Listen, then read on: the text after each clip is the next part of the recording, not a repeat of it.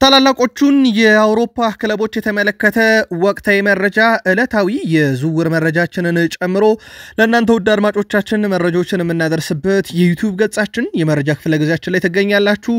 በዚህም ሰዓት በአውሮፓ ትልቆቹ ክለቦች እየተካሄዱ ያሉ የዝውውር መረጃዎችን በስፋት ይዘንላችሁ መተናል። ወደ ቤተሰቦቻችን ዕለተ ሰኞ የተከፈተው የዝውውር መስኮት በአውሮፓ ክለቦች ቆይታውን እንዴት እያደረገ ነው? እናንተስ የምትደግፏቸው ክለቦች በዝውውር መስኮቱ እያደረጉት ባለው እንቅስቃሴ ሐሳብ አስተያየታችሁንም እንደዚሁ ያጋራችሁን ትቆያላችሁ። በዚህኛው ጥንቅራችን በስፋት የአውሮፓ ትልልቅ ክለቦች ላይ ትኩረት ስለምናደርግ ሪያል ማድሪድን በዋነኝነት እናነሳለን። ባርሴሎናም እንደዚሁ ዛሬ ተጫዋች ለማስፈረም ከስምነት የደረሰበት ቀን ነው። የዓለም ክለቦች ዋንጫም እንደዚሁ በአሜሪካ አስተናጋጅነት እየተካሄደ እንደሆነ ይታወቃል። ለየት ያሉ መረጃዎችን አሜሪካ የዓለም ክለቦች ዋንጫ ዙሪያ ለእናንተ ውድ አድማጮቻችን እንደዚሁም እናስደምጣችሁ ሆናል።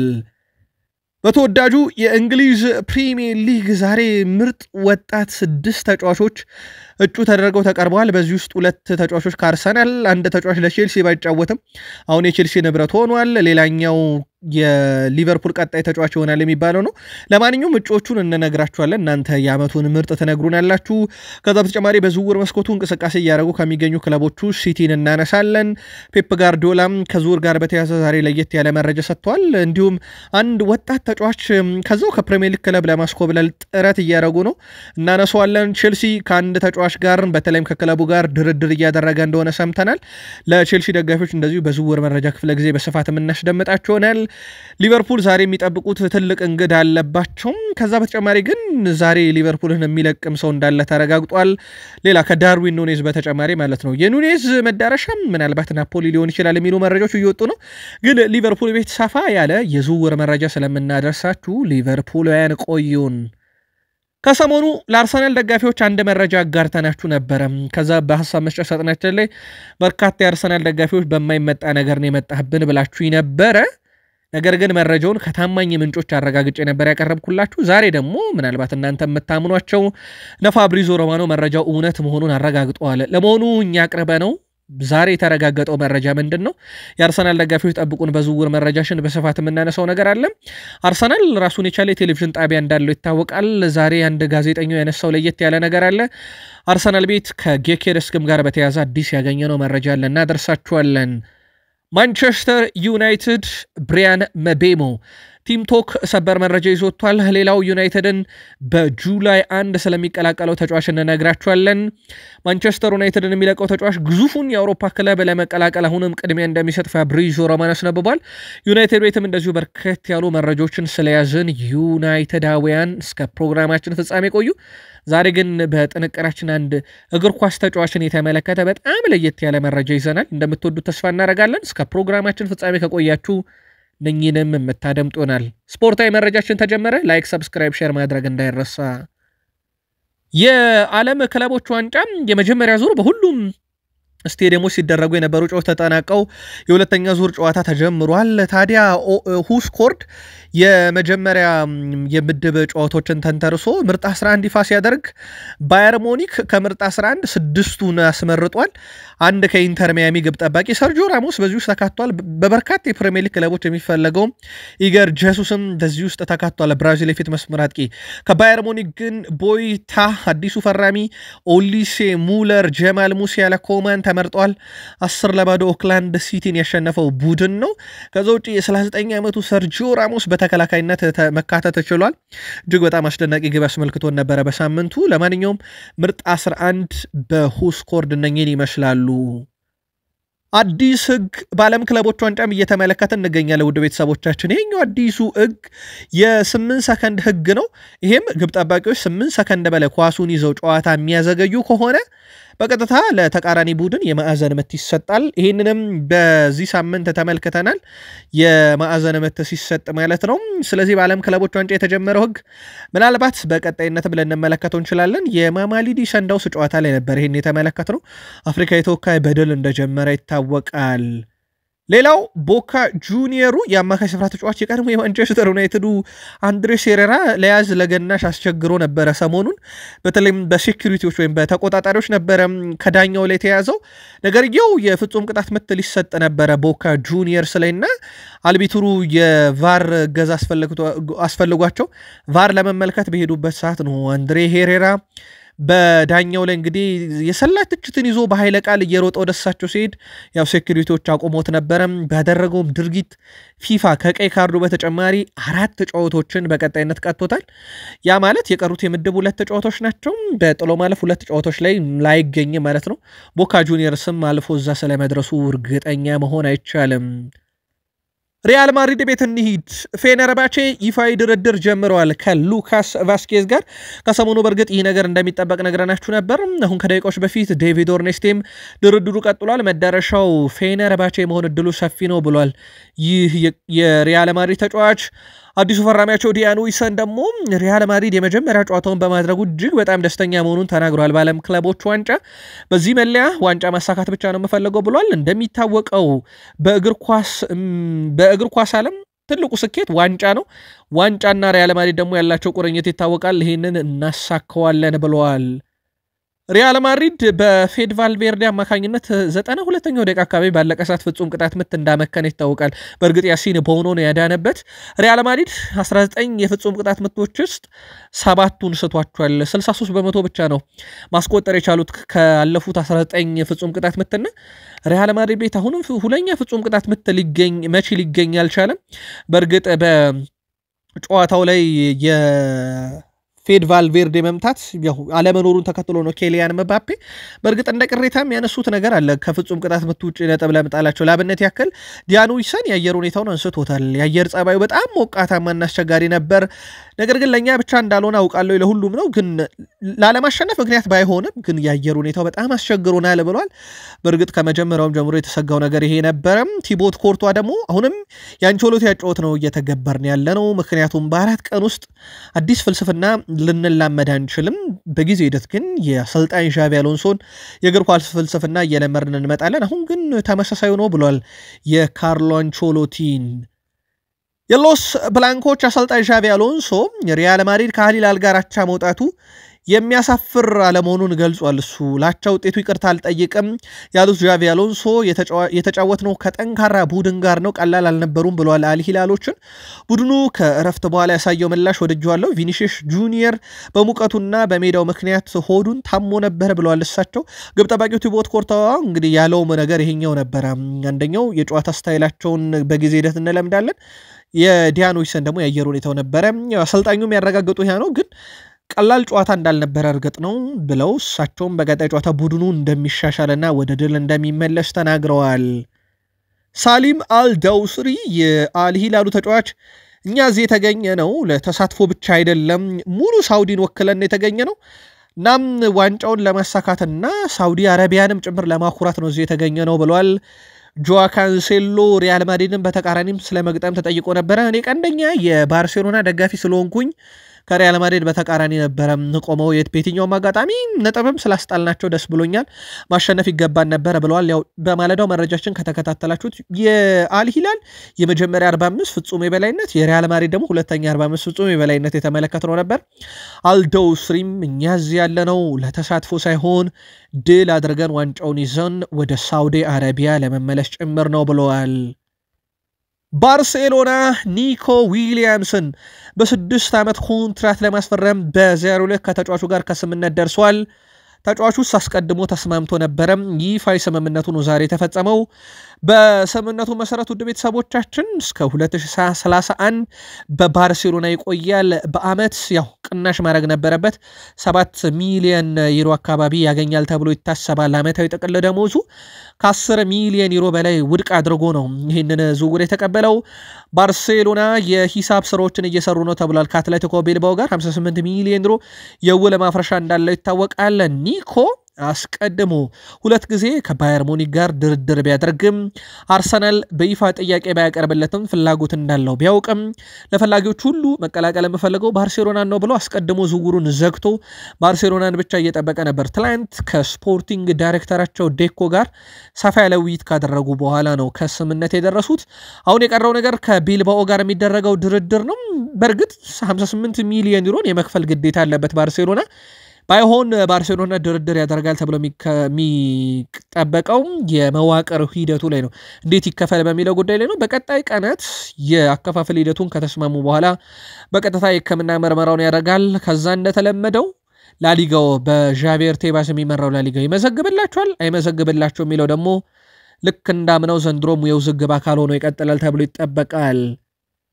ባየር ሙኒክ አሰልጣኝ ቪንሴንቴ ኮምፓኒ እና አሰልጣኝ ስታፍ አባላት 3 ሰዓት በላይ የፈጀ የመኪና ጉዞ አድርገዋል። በዚህ ሳምንት ቤኔፊካ ከቦካ ጁኒየርስ ያደረጉትን ጨዋታ ለማየት ነው። አጠቃላይ የፈጀባቸው 3 ሰዓት ከ50 ደቂቃ ነው። እንግዲህ ዓላማው ሁለቱንም ክለቦች ለመመልከት ነው። በቀጣይ ጨዋታ ከቦካ ቀጥሎ ደግሞ ከቤኔፊካ ጋር ያደርጋሉና የሁለቱን ጨዋታ ለመመልከት ተገደው ነበረ። ግን የሄዱበት ርቀት ወደ 3 ሰዓት ከ50 ደቂቃ ሙሉ የመኪና ጉዞ የፈጀ ነበረ ተብሏል። ጃሊጂ ዳኖሮማና ወኪሉ በድጋሜ ከፓሪስ ሰን ዠርሜን ጋር በቆይታው ዙሪያ ድርድር ለማድረግ ቀጠሮ ይዘዋል። እንደ ፋብሪዚዮ ሮማኖ ዘገባ ከሆነ በወኪሉና በኤጀንቱ መካከል የመጀመሪያ ምርጫቸው ፓሪስ ሰን ዠርሜን መቆየት ነው። ነገር ግን በኮንትራት ማራዘም ሂደቱ ላይ ከስምምነት የማይደረስ ከሆነ ደግሞ በአውሮፓ ሌሎች ግዙፍ ክለቦች የማጫወት እቅድ አላቸው። ከሰሞኑ ስሙ በስፋት ከዩናይትድ ጋር እንደውም ይሄ ግብ ጠባቂ ሲያዝ እንደነበረ እናስታውሳለን። ማንቸስተር ዩናይትድ ያው በዚህ ሰዓት ግብ ጠባቂ ማስፈረም ይፈልጋል። ምንም እንኳን በቋሚነት የሚሳተፍ ግብ ጠባቂ ለማምጣት የኦናናን ስንብት የሚጠብቁ ቢሆንም ሁለተኛ ግብ ጠባቂ ማምጣት እቅድ አላቸው። በእርግጥ እንደ ጃሊጂ ዳኖሮማ ያለ ግብ ጠባቂ የቡድኑ ሁለተኛ ግብ ጠባቂ ለመሆን ወደ ሌሎች ክለቦች ያመራል ተብሎ አይታሰብም። ለማንኛውም ግን ወኪሉና ራሱ ተጫዋቹ በዚህ ሳምንት ከሚያደርጉት ድርድር በኋላ በተጫዋቹ ቆይታና ዝውውር ዙሪያ ላይ እልባት ይሰጡበታል ተብሎ ይጠበቃል። የእንግሊዝ ፕሮፌሽናል እግር ኳስ ተጫዋች ማህበር ፒኤፍኤ የ2025 የዓመቱ ምርጥ ወጣት ተጫዋች 6 እጩዎችን ይፋ አድርጓል። በዚህ መሰረት አርሰናልና በርንማውዝ ሁለት ተጫዋቾችን በማስመረጥ ቀዳሚ ሆነዋል። ግን የበርንማውዝ ሁለቱም ተጫዋቾች አንደኛው ኦልሞስት የለም፣ አንደኛው ደግሞ ስለመኖሩም ቀጣይ ዓመት እርግጥ አይደለም። ከአርሰናል የተመረጡት ሁለቱን ተጫዋቾች እናንሳ። ኢታን ንዋኔሪ እና ማይለ ሉዊስ ስኬሊ ናቸው። ከአስቶን ቪላ ሞርጋን ሮጀርስ ተመርጧል። የቼልሲ ንብረት ሆኗል። የኢፕስዊች ታውን ተጫዋች ነበረ ሊያም ዴላፕ፣ እሱ ተካቷል። ሌሎቹ 2 የበርነማውዝ ተጫዋቾች የነበሩት አሁን በሪያል ማድሪድ እየተጫወተ የሚገኘው አመቱን በበርነማውዝ ቤት ያሳለፈው ዲያን ሁይሰን፣ እንደዚሁም በቀጣይ ሳምንት የሊቨርፑል ተጫዋች ይሆናል ተብሎ የሚጠበቀው በበርነማውዝ ቤት አመቱን ያጠናቀቀው ሜሎሽ ኬርኪዝ ተካተዋል። ስለዚህ እነኚህ 6 ተጫዋቾች በተወዳጁ የእንግሊዝ ፕሪሚየር ሊግ በአመቱ ውስጥ ባሳዩት ምርጥ ብቃት የአመቱ ምርጥ እጩ ሆነው ቀርበዋል። በወጣቶች ዘርፍ በእናንተ መልከታም በአመቱ ውስጥ አስደናቂ ብቃት ያሳየው ምርጡ ተጫዋች ማን ነው? 2 ከአርሰናል፣ 2 ከበርነማውዝ፣ 1 ለኢፕስዊች፣ 1 ለአስቶን ቪላ ከተጫወቱ ተጫዋቾች ናቸው እጩ ዝርዝር ይፋ የተደረጉት። ብሬንትፎርዶች 50 ሚሊዮን ዩሮ ጠይቀዋል ለአጥቂው ዮዋን ዊሳ።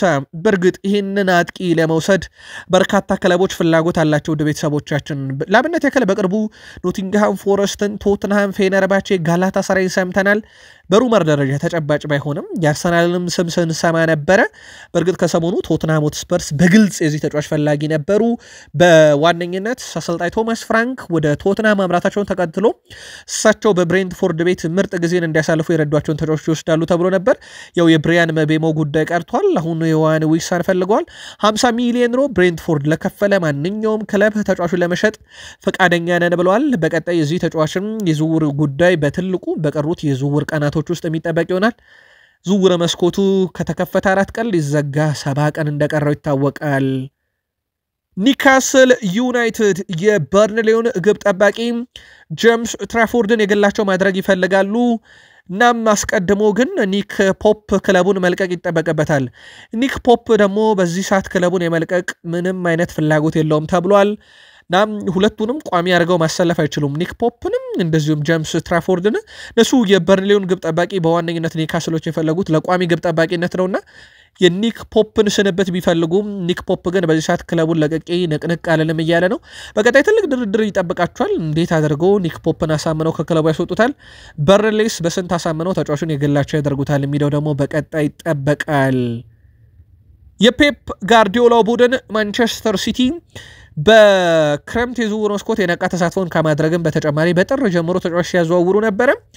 አሁን ደግሞ ማንቸስተር ሲቲ ለአካዳሚ የቡድን አንድ ተጨማሪ ተጫዋች ለማስፈረም መቃረባቸው ይፋ ተደርጓል። ድንቅ ተሰጥኦ ያለውን ኬሊ ሞስን ከሊቨርፑል ለ15 ዓመት ታች ቡድን ለማስፈረም ስራዎችን እየሰሩ መሆኑ ተረጋግጧል። ስለዚህም ከዚሁ የፕሪሚየር ሊግ ተሳታፊ ክለብ ከአካዳሚ ሊወስዱት ያሹት ሲቲዎች ከሊቨርፑል ነው። ተጫዋቹ ደግሞ ኬሊ ሞይሰን ይባላል። በጣም አስደናቂ ታዳጊ ተጫዋች ነው። በቀጣይ ከሊቨርፑል ጋር በሚደረግ ድርድርና ተጫዋቹን በማሳመን ሂደት ላይ ሲቲዎች ምን ያህል ርቀት ይሄዳሉ የሚለው ደግሞ ይጠበቃል። በፔፕ ጋርዲዮላ ጋዜጣዊ መግለጫ ላይ አንድ ስህተት ሰርተው ነበረ። ጋርዲዮላ እሳቸው ስለ ታክቲካቸው ሲያብራሩ ነው ትልቅ ስህተት የሰሩት። ፔፕ ጋርዲዮላ ስለ ታክቲካቸው ሲያብራሩ ታይጃኒ ራይንደርስ በጥልቅ የአጥቂ አማካይ ስፍራ ላይ ይጫወታል፣ ሮድሪ ደግሞ ለሱ ከጀርባ ሆኖ ሽፋን ይሰጠዋል አሉ። ከዛ በኋላ እንደገና ደግሞ በቡድናችሁ ውስጥ እንደ ኒኮ ዊሊያምስ ያለ ምርጥ ተጫዋች አለን አሉ። እዚህ ጋር ነው ስህተቱን የሰሩት። ማንቸስተር ሲቲ ኒኮ ዊሊያምስ የሚባል ተጫዋች የለውም፣ ኒኮ ጎንዛሌዝ ነው። በኋላም ላይ ጋዜጠኞቹ ኒኮ ዊሊያምስ ማ ሲሉት ኖ ይቅርታ ኒኮ ጎንዛሌዝ ላለው ብዬ ነው ብለዋል። ምናልባት ይህን ተጫዋች ሊያስፈርሙት አስበው እንደነበረ እያሉ ነው በርካቶች። ዛሬ በነበራቸው ከጋዜጠኞች ጋር ቆይታ ነው የቡድናቸውን ተጫዋች ኒኮ ጎንዛሌዝን ስም ስተው ኒኮ ዊሊያምስም በቦታው ላይ ስላለን ምርጥ የአማካይ ስፍራ ተጫዋቾች ወይም ጥምረት ይኖረላል ለሚነውን ለመግለጽ ሙከራ አድርገውበት የነበረው ፔፕ ጋርዲዮላ ኬቨን ደብሮይናንስ ስለመተካት አናስብም ብለዋል። በኳሊቲ ደረጃም ያለምንም ክርክር እሱን በሲቲ ቤት ድጋሚ አንተካውም ብለዋል። ግን አዲስ ተጫዋቾችን አምጥተናል ብለዋል። ላብነት ያክል ሪያን ቼርኪ ወደ ቡድን እንዲመጣ ወሰነናል። እጅግ በጣም የተለየ ክህሎት፣ ከሳጥን ሳጥን መጫወት የሚችል ግሩም እይታ ያለው፣ ኳስ የማቀበል ችሎታው ፍጹም የተለየም ያውም በመጀመሪያ ጨዋታው ካየሁት ነገር አንጻር በጣም የተለየ ብለው ወድሶታል። እሱ እነዚህ እንደውም እሳቸው የተለያዩ መወድስ ያላቸው ቃላቶችን ተጠቅመው ነበር ሪያን ቼርኪን ያወደሱት። እናም በተጫዋቹ በጣም ደስተኛ ነኝ፣ በመምጣቱም በጣም ደስተኛ ሆኛለሁ። ቀጣይ ዓመት ከሪያን ቼርኪ ጋር ምርጥ ጊዜ እናሳልፋለን። ኬቨን ደብሮይናን ግን ስለመተካት እያሰብን አይደለም፣ መቼም የሚተካ ተጫዋች አይደለም ብለዋል። ቼልሲና ዌስትሃም ዩናይትድ በኩል ውይይቶች አሉ ተብሏል። ቀጥተኛም ባይሆኑ እነኚህ ውይይቶች ደግሞ ተጫዋቹን የግላቸው በማድረግ ዙሪያ ነው። ቶትናም 50 ሚሊዮን ፓውንድ አቅርቦ እንደነበረ ነግረናቸዋል። በዌስትሃም ዩናይትድ በኩል ደግሞ ከ85 ሚሊዮን ፓውንድ በላይ ይፈለጋል። ቼልሲዎች ተጫዋቹን የግላቸው ለማድረግ እንደ አማራጭ ከያዙት ተጫዋች አንደኛው ነው። በእርግጥ ዌስትሃም ዩናይትድ ቀላል ተደራዳሪ አይደለም። በማለዳው መረጃ ነግረናቸዋል። በፕሪሚየር ሊግ ውስጥ ብሬንትፎርድ፣ ብራይተን ከዛ ዌስትሃም የተባሉ 3 ክለቦች ተጫዋቾቻቸውን ሲለቁ ከበድ ያለ ድርድር ያደርጋሉ። ቼልሲም እንግዲህ የዚህ ፈተና ተጋፋጭ ነው የሚሆነው። በእርግጥ ቼልሲ ቤት ግን ቁጥር 1 ምርጫቸው አይደለም። ቁጥር 1 ምርጫቸው ሆኖም የቦሩሲያ ዶርትመንዱ ጄም ጋይንተስ፣ ቀጥሎ በስፋት ስሙ እየተነሳ የሚገኘው የዩናይትዱ አሌሃንድሮ ጋርናቾ አለ። አሁን ደግሞ መሐመድ ኩዱስ ተካቷል። የቅዱስ ፈላጊዎች ግን በርከት ያሉ ናቸው። ለማንኛውም በቀጣይ ቼልሲዎችም ድርድሩን ቀጥለው ያደርጋሉ ተብሎ ይጠበቃል። መረጃው የቤን ጃኮብስ ነው። ፍለረን ቨርዝ ቤተሰቦች ከሊቨርፑል 8.6 ሚሊዮን ዩሮ ወደ ካዝናቸው ገቢ አድርገዋል። ምክንያቱ ደግሞ በድርድሩ ላይ እንደ ኤጀንት ሆኖ ስለተደራደሩ ነው። ስለዚህ ለኤጀንት በሚከፈለው ክፍያ የፍለረን ዌርዝ ቤተሰቦች 8.6 ሚሊዮን ዩሮ ፓውንድ ወደ ካዝናቸው አስገብተዋል። መረጃው የቢልድ ነው። በነገራችን ላይ እንደ ዴቪድ ኦርኔስቴ ዘገባ ከሆነ ፍለረን ዌርዝ በዛሬው ዕለት እንግሊዝ ይገባል ተብሎ ይታሰባል። ከዛ በኋላ አርብ የሕክምና ምርመራውን ያደርጋል። ከዛ በኋላ ፊርማውን ያኖራል። የ5 ዓመት ኮንትራት ነው እየቀረበለት። በሊቨርፑል ቤት እንግዲህ በሳምንት 200,000 ዩሮ ደሞዝ ያገኛሉ ወደ ቤተሰቦቻችን። እናም ተጨማሪ ቦነሶችም ይኖሩታል ተብሎ ይታሰባል። እንደ መረጃዎችም ከሆነ በቀጣይነት ተጫዋቹ በሚያገኛቸው ጥቅማጥቅሞች ላይ ደሞዙም ከዚህ ከፍ ያለ ነው። ለማንኛውም 200,000 ዩሮ ሳምንታዊ ደሞዝ እየተከፈለው 5 ዓመት ኮንትራት በክለቡ ይፈርማል። ዛሬ በእንግሊዝ እንመለከተዋለን ተብሎ ይታሰባል። በቀጣይ መረጃችን እንግሊዝ ከደረሰ ተጫዋቹ ለሊቨርፑላውያን የምናደርሳቸው ይሆናል። ፍሬድሪኮ ኬዛ ጣሊያናዊ የፊት መስመር ተጫዋች በዚህ ክረምት የዝውውር መስኮት ሊቨርፑልን ይለቃል። ተጫዋቹ በሊቨርፑል ያጣውን ተጨማሪ የጨዋታ ሰዓት ለማግኘት አዲስ ክለብ ለመቀላቀል ማቀዱ ተረጋግጧል። በጣሊያን ብሔራዊ ቡድን ያለውን ቦታ ለማስጠበቅ የጨዋታ ሰዓት እንደሚያስፈልግ የቡድኑ አሰልጣኝ ጋቱሶ አረጋግጦለታል። ጋቱሶ ከሰሞኑ ነበር የጣሊያን ብሔራዊ ቡድን የተረከበው። ኬዛ የጨዋታ ሰዓት ያስፈልገዋል፣ በራችን ለሱ ሁልጊዜም ክፍት ነው፣ ነገር ግን በቋሚነት እግር ኳስ እንዲጫወት እንፈልጋለን ሲሉ የብሔራዊ ቡድኑ አሰልጣኝ ነግረውታል። በዚህም ፍሬድሪኮ ኬዛ በቀጣይ የጣሊያን ክለቦችን ይቀላቀላል ተብሎ ይታሰባል። በርከት ያሉ የጣሊያን ክለቦችም የተጫዋቹ ፈላጊ መሆናቸው በስፋት ሲነገር ነበረ። በቀጣይ የትኛውን ክለብ ከወደ ጣሊያን ይቀላቀላል ወይንስ ከጣሊያን ውጭ ያለ እግር ኳስን ይመርጣል የሚለው የሚጠበቅ ነው የሚሆነው። ሊቨርፑልን ግን በይፋ ይለቃል። በቀጣይ ሳምንት ክለቡን የሚለቀው ደግሞ ዳርዊን ኑኔዝ ነው። ቀጣይ ሳምንት እርግጥ ሆኗል የሱ መሰናበት። እንደሚታወቀውም ሊቨርፑል ዳርዊን ኑኔዝን በ70 ሚሊዮን ፓውንድ አውጥቶ በዚህም 143 ጨዋታ 62 የግብ አስተዋጽኦ አበርክቶለታል። በዚህ የዝውውር መስኮት እንግዲህ ሊቨርፑልን ከሚለቁ ያውም ቀጣይ ሳምንት በይፋ ሊቨርፑልን ከሚለቁ ተጫዋቾች ውስጥ ሆኗል። ግን በሚቀጥለው ሳምንት ክለቡን እንዲለቅ እንግዲህ ፍቃድ ይሰጠው ወይም በቀጣይ ሳምንት ይልቀቅ እንጂ መዳረሻው እስከዚህ ሰዓት እርግጥ አይደለም። ሁለት መረጃዎች ግን ይወጣሉ። አንደኛው ከናፖሊ ጋር ድርድር እያደረገ ነው የሚል ነው። ሁለተኛው አትሌቲኮ ማድሪድ ነው። ግን የናፖሊ ከፍ ያለ ነው። በተለይም ጋዜጣ ዴሎ ስፖርት ከጥቂት ደቂቃዎች በፊት ይዞት በወጣው መረጃ መሰረት በተጫዋቹ ሳምንታዊ ደሞዝ ጉዳይ ላይ ውይይቶችም ጭምር ተደርጓል እየተባለ ነው። አዲስ መረጃ ካለ ለሊቨርፑልውያን እናጋራችኋለን። ሊቨርፑል በዚህ ክረምት ከሃርቪ ኤሊዮት ዝውውርም እስከ 40 ሚሊዮን ፓውንድ ይፈልጋል ብሏል አትሌቲክ። ሌላ ሊቨርፑል ይለቃሉ ተብሎ የሚታሰብ ተጫዋች ነው። ይሄም ከመጫወቻ ደቂቃ ጋር በተያያዘ ነው። ሰሞኑን እንደውም ተጠባባቂ ወንበር ላይ መቀመጥ እንደማይፈልግ ተናግሮ ነበረ። ቀጣይ ክለቡን ይለቃል ተብሎ ይታሰባል። ተጠባባቂ ወንበር ላይ ተቀምጦ ጥቂት ጨዋታዎችን አድርጎ ጥቂት ጨዋታዎች በሊቨርፑል በሌላ ክለብ አመቱ ሙሉ እንደመጫወት ነውና በክለቡ ቆያለሁ ያለው ቲሚካስ ሲሆን ሃርቪ ኤሊዮት ግን ለደቂቃ ብሎ ይለቃል። ዳርዊን ኑኔዝ ራሱ ክለቡ ሊቨርፑል ፈልጎ ይሸኘዋል። ፍሬድሪኮ ኬዛንም በተመሳይ ማለት ነው። ጀሬሚ ፍሪምፖንግ ፊርማውን አኑሯል። ፍሎሪያን ቪርትዝ ዛሬ እንግሊዝ ይጠበቃል። ሜሎስ ኬርኪዝ በቀጣይ ሳምንት የሊቨርፑል ተጫዋች ይሆናል። ከሰሞኑ አንድ መረጃ አጋራንና በርከት ያሉ የአርሰናል ደጋፊዎች በሀሳብ መስጫ ሳጥናችን ላይ መረጃችንን ተቃውሞት ነበረ። በቶማስ ፓርቴ ሳትምጣብን ብለው ነበረ በርካታ የአርሰናል ደጋፊዎች። በእርግጥ ለአርሰናል ቶማስ ፓርቴ ቀላል ተጫዋች አይደለም። እኛ መረጃውን ከማጋራት አንጻር ብቻ ነው የተመለከትነው። እናም በርካቶች እንግዲህ የተቃወማችሁት የፓርቴ ጉዳይ ፋብሪዚዮ ሮማኖ እና ዴቪድ ኦርኔስቴ ዛሬ ሰበር ብለው ለመላው ዓለም አጋርተውታል። እኛ አስቀድመን ከሁለት ቀን በፊት መረጃውን አጋርተናችሁ ነበረ። በአርሰናልና በቶማስ ፓርቴ መካከል የተደረገው የነበረው የአዲስ ኮንትራት ንግግር እድገት አለማሳየቱን ተከትሎ በይፋ መቋረጡን አረጋግጧል። እነሱም ቶማስ ፓርቴ ነፃ ወኪል በመሆን ለዝውውር ሊገኙ ይችላል። በአርሰናል ያለው ኮንትራት ሊያበቃ 11 ቀናቶች ብቻ ቀርተውታል። ስለዚህ በቦስማን ሕግ መሰረት ከጥር ጀምሮ ከፈለገው ክለብ ጋር መደራደር ይችላል። በአርሰናልና በቶማስ ፓርቴ መካከል ድርድሩ መቆሙን ተከትሎ አርሰናል ከሰሞኑ ከሴቪያ ተጫዋች ለማምጣት እቅድ እንዳለውም እንደዚሁ አስቀድመን በቃል ስፖርት ዩቲዩብ ቻናላችን ላይ ነግረናችሁ እንደነበረ አይዘነጋም። አርሰናል የራሱ የሆነ ቴሌቪዥን ጣቢያ አለው። በእርግጥ ክለቦች ሁሉ የራሳቸው ቴሌቪዥን ጣቢያ ያላቸው።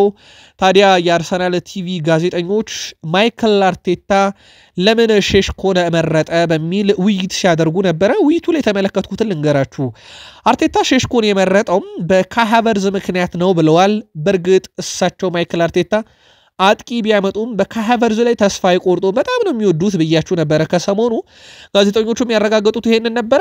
ሁሉም ሁለቱንም እያፈራረቀ መጠቀም ይፈልጋል ማይክል አርቴታ። ካይን ብዙ ገንዘብ አውጥቶበት ስለገዛው ተቀያሪ ማድረግ አለመፈለግ ብቻ ሳይሆን ካይ ሃቨርትዝ ሁለገብ ሆኖ መጫወት የሚችል ተጫዋች መሆኑም እንደ ምክንያት አንስቶታል። ቪክተር ዮኬሬስ ቢመጣ ግን የቋሚነት ቦታውን አይለቅም። ካይ ሃቨርትዝም በአጥቂ ቦታ የመጫወት እድል አያገኝም። በዚህ ምክንያት አርቴታ ታዳጊውን ሼሽኮን ይመርጣል ብለዋል። በእርግጥ የማይክል አርቴታ የሼሽኮን መምረጥ ጉዳይስ ቀደም ያለም ከዓመታትም በፊት የነበረ ነው። እንደውም ባለፈው ዓመት ሊያስፈርሙት በጣም ጥረት አድርገው ነበር። እንደውም ከዘንድሮ ይልቅ አርሰናል ባለፈው ዓመት ትልቅ ጥረት አድርጎበት እንደነበረ ይታወቃል። ታዳጊው ማክስ ዶማን በአርሰናል ዋናው ቡድን ውስጥ ለመሳተፍ የሚያስችለውን የቅድመ ውድድር ዝግጅት ከአርሰናል ጋር ያደርጋል። 99 ቁጥር መለያን ይለብሳል። በአርሰናል ቤት በቀጣይ በእውነቱ በትልቁ ከምንጠብቃቸው ተጫዋቾች አንደኛው ማክስ ዶማን ነው። እኔ ሲጫወት የተወሰኑ ጨዋታዎችን በታዳጊ ቡድን ውስጥ ተመልክቼው ነበርና ፍጹም አዝናኝና ምናልባት እነ ኦዴጋርድንም በጊዜ ሂደት ማሳረፍ የሚችል ተጫዋች ይመስላል። በጣም አስደናቂ ነው። ማክስ ዶማንም በርካታ ክለቦች የግላቸው ለማድረግ በነገራችን ላይ ካሁኑ ጥረት እያደረጉ ነው። አርሰናል ግን ወደ ዋናው ቡድን የማሳደግ እቅድ እንጂ ተጫዋቹን የመሸጥ ምንም አይነት ፍላጎት የለውም። ካርሎስ ክዌስታ በማህበራዊ ትስስር ገጹ ላይ አርሰናልና ማይክል አርቴታን አመስግኗል። ማይክል አርቴታ ላደረገለትም ነገር ምስጋናውን ገልጿል። ካንተ አጠገብ እንደሆን እድል ስለሰጠኸኝና የማያቋርጥ እውነታዎችን ስላሳየኝ እንደዚሁም ስለ እምነትህ አመሰግናለሁ። ደፋር የሚለውን ቃል በተግባር ያሳይተኛል ብሎ ማይክል አርቴታን በብዙ አወድሶታል። ጋብርኤል ማጋሌሽም ይህ ተሰናባቹን የአሰልጣኝ ስታፍ አባል የሆነውን ካርሎስ ክዌታን አመስግኗል። በማለዳው መረጃችን ግራኒት ዣካ ይህ ሰው አሰልጣኝ እንደሚሆን አውቅ ነበረ ማለቱን ነግረናችሁ ነበር። ለማንኛውም ከአርሰናል ጋር በይፋ ተለያይተዋል። ባለፉት 24 ሰዓታት ውስጥ ቪክተር ጌኬሬስክን አግኝተናል ያሉ የቅርብ ምንጮች አሁንም ቢሆን ጌኬሬስክ የአርሰናልን ጥያቄ እየጠበቀ ነው ብለዋል። አርሰናል ደግሞ እስከዚህ ሰዓት ድረስ አንድም ይፋዊ ጥያቄ አይደለም ለቪክተር ጌኬሬስክ አርቴታ አብዝቶ ለሚወደው ቤንጃሚን ሼሽኮም ጥያቄ እንዳላቀረቡ ይታወቃል። ተጫዋቹ ግን አሁንም የአርሰናልን ጥያቄ እየተጠባበቀ ነው ተብሏል። አርሰናል ይፋዊ ጥያቄ ለጌኬሬስክ ከማቅረቡ በፊት ግን በራሱ የሚጠበቀው ለቤንጃሚን ሼሽኮ ያቀርባል ተብሎ ነው። ቲም ቶክ ማንቸስተር ዩናይትድ የብሪያን ምቤሞ ዝውውር ለመጨረስ በጣም ተቃርቧል የሚል መረጃን ይዞ ወጥቷል። ከብሬንትፎርድ ጋር ሙሉ ስምምነት ላይ መድረስ ንግግሮችም እየተካሄዱ ነው። ለምቤሞ ምትክ እንዲሆን ብሬንትፎርድ የሜትሱን ዊንገር ቼኪ ሳቢላን ለማስፈረም ስራዎችን ጀምሯል። ይህ ደግሞ ለዩናይትድ ትልቅ ፍንጭ ነው ብሏል። ተጫዋቹን በማግኘት ሂደት ላይ ዩናይትድም የዋዛ አይደለም። በራክቲፍ ስር ከገባ በኋላ ዩናይትድ ክፍያን ከማስቀረትም በተጨማሪ ወጪ ለመቀነስ ሲል የገዛ ሰራተኞቹን ቀንሷል። በዝውውር መስኮቱም ላይ እንደ ከዚህ ቀደሙ ረብጣ ብሮችን ክለቦች የጠየቁትን ሁሉ አይከፍልም። ዩናይትድ ሰፋ ያለና ጠንከር ያለ ድርድርን ያደርጋል። በዚህም እንግዲህ ከብሬንትፎርድ ጋር ጠንካራ ድርድር ለማድረግ ማቀዳቸውን ተከትሎ ዝውውሩ ቢዘገይም ማንቸስተር ዩናይትድ ግን አሁን ላይ ካደረጉት ድርድር ተጨባጭ መረጃው ይላል ቲም ቶክ ተጫዋቹን በቀጣይ ሳምንት የገላቸው የማድረግ እቅድ እንዳላቸው ነው። በተለይም ደግሞ ቼኪ ሳቢላን ለማስፈረም እንቅስቃሴ ማድረጋቸው በቦታው ላይ ነው የሚጫወተው በብሪያን ምቤሞ ቦታ ላይ ነውና ብሬንትፎርድ ተተኪውን ለማግኘት ጥረት ማድረጋቸው ተከትሎ ለዩናይትድ ጥሩ ፍንጭም ነው። በቀጣይ ሳምንት እንጠብቀዋለን ብለዋል። በእርግጥ ይህንን መረጃ እነ ፍለረን ፒልተንበርግ፣ ዴቪድ ኦርኔስቴን ጨምሮ በርካቶች ሲያረጋግጡትም ነበረ። ዲያጎ ሊዮን በፈረንጆቹ ጁላይ 1 ወደ ማንቸስተር ዩናይትድ በመምጣት የእንግሊዝ እግር ኳስ ሕይወትን በይፋ ይጀምራል። በአካዳሚ ይጀምራል። በአካዳሚ ከተገመገመ በኋላ ደግሞ ለማንቸስተር ዩናይትድ ዋናው ቡድን ሩበን አሞሪም ያጫውቱታል ተብሎ ነው የሚጠበቀው። በማንቸስተር ዩናይትድ ቤት በሩበን አሞሪም ስር ከፈረሙ ተጫዋቾች አንደኛው ዲያጎ ሊዮን እንደሆነ ይታወቃል። ፓትሪክ ዶርጉ ሌላኛው ዩናይትድ ቤት በሩበን አሞሪም ስር ከመጣ በኋላ በጣም አስደናቂ ብቃቱን ያሳየ ነው። ለማንኛውም የሩበን አሞሪም ዝውውሮች ራሱ በዩናይትድ ቤት ይጠበቃሉ። በተለይም ለሳቸው የጨዋታ ፍልስፍና የሚጠቅሙ ተጫዋቾች ቡድናቸውን ይቀይራል በሚል ዩናይትዳውያን ስለሚያምኑ ዩናይትድን ይለቃል ተብሎ የሚታሰበው ማርከስ ራሽፈርድ አሁንም ምርጫው ከባርሴሎና አልተለየም እየተባለ ነው። አሁንም ምርጫው ቅድሚያ የሚሰጠው ባርሴሎናን ነው ያለው ፋብሪዚዮ ሮማኖ። ሌሎች ክለቦች ፍላጎት ቢኖርም የባርሴሎናን ውሳኔ ይጠባበቃል እያሉ ነው። ባርሴሎና ግን ዛሬ ላይ ኒኮ ዊሊያምስን የግላቸው ለማድረግ ከስምምነት መድረሳቸውን ተከትሎ ዝውውሩ ላይ እክል ይፈጥራል የተባለው ባርሴሎና በእርግጥ ይፋዊ መግለጫ ይሰጥበታል ተብሎ ይታሰባል። ዲያዝ ከዛ ኒኮ ዊሊያምስ ራሽፈርድን በያዙበት ቦታ ላይ ነው አሁን ኒኮ ዊሊያምስን ለማስፈረም ከስምምነት የደረሱት። ስለዚህ የማርከስ ራሽፎርድ ምንም እንኳን ቅድሚያ የሚሰጠው ለባርሴሎና ቢሆንም ወደዛ የማምራቱ ነገር አሁን አጣብቂኝ ውስጥ ወድቋል። እንደውም አንዳንድ ፍንጮች ምናልባትም ከሩበን አሞሪም ጋር ችግራቸውን ፈተው በዩናይትድ ሊቆይ የሚችልበት ጠባብ የሆነ እድልም አለ እያሉ ነው። ምናልባት ከጀደን ሳንቾም ከአንቶኒም በተለየ በዩናይትድ ቤት ድጋሜ እድል ሊያገኙ ይችላሉ ከተባሉ ተጫዋቾች ውስጥ አለ። ምናልባት መረጃው በጊዜ ሂደት እየጠራ ሊመጣ ይችላል። ግን ባርሴሎናን ቅድሚያ የሚሰጥም ባርሴሎና ግን አሁን ላይ ኒኮ ዊሊያምስን ዝውውር እየጨረሰ ነው። አንድ እግር ኳስ ተጫዋችን ልናነሳው ወደደን። ክስተቱስ እግር ኳሳዊ አይደለም። አንቷን ግሪዝማን የአትሌቲኮ ማድሪድ የባርሴሎና ፈረንሳይ ተጫዋች አንቷን ግሪዝማን እና ኤፕሪል 8 ከ3 አጋጣሚ በኋላ በይፋ ተለያይተዋል። ውድ ቤተሰቦቻችን ፈረንሳይ የፊት መስመር ተጫዋች እንግዲህ 3 ልጆች አሉት። እስከዛ ድረስ 3 አሁን አራተኛ ልጅ አለው። በርግጥ 3 ልጆች አሉት። በጣም አስገራሚ ነገር 3ቱም ልጆቹ የተወለዱት ውድ ቤተሰቦቻችን በኤፕሪል 8 ነው። የሶስቱም ልጆች የመወለጃ ቀን ኤፕሪል 8፣ የመጀመሪያዋ ኤፕሪል 8 2016፣ ሁለተኛ ልጁ ኤፕሪል 8 2019፣ ሶስተኛ ልጁ ኤፕሪል 8 2021 ተወለደች። ይህ እንግዲህ ለአራተኛ ልጅ ግን አልሰራም። በቀጣይነት የወለዳት ሻይ የተባለች ልጁ በጁን 15 ነው የተወለደችውና የአንቷን ግሪዝማንና የኤፕሪል 8 ግንኙነት ለመጨረሻ ጊዜ ተቋይቷል ማለት ነው። ቃል ስፖርት ሁለተኛው ዩቲዩብ ገጻችን ላይ ነበርን። ለእናንተ ውድ አድማጮቻችን ብትሰሟቸው ብለን የመራረጥናቸው መረጃዎቻችን ይሄን መሰሉ። ስለተከታተላችሁን አመስግነናል። እናንተ ውድ አድማጮቻችን ሐሳብ አስተያየት ስለሰጣችሁን ስለደገፋችሁን በጣም ነው የምናመሰግነው። ቀጣይም የምትጨምሩት መረጃ ካለ ወይም ይጨመር የምትሉት ካለ እናስተካክላለን። በአንዳንድ አለመመቻቸት ሁኔታም መረጃዎቻችንን ሳናቀርብ ቀርተን በትዕግስት ለጠበቃችሁን ውድ ቤተሰቦቻችን ግን በእውነት ከልብ እናመሰግናለን። በተቻለ መጠን ሁሌም ለመገኘት እንጥራለን። በዋናው ቻናላችን ግን ምንችም ቀን ቢሆን መረጃ እንደማንዘል በዚሁ አጋጣሚ ልንነግራችሁ እንወዳለን። በቃል ስፖርት ዋናው ቻናላችን ማለዳ 1 ሰዓት ምሽቱ 2 ሰዓት ሁሌም አለን።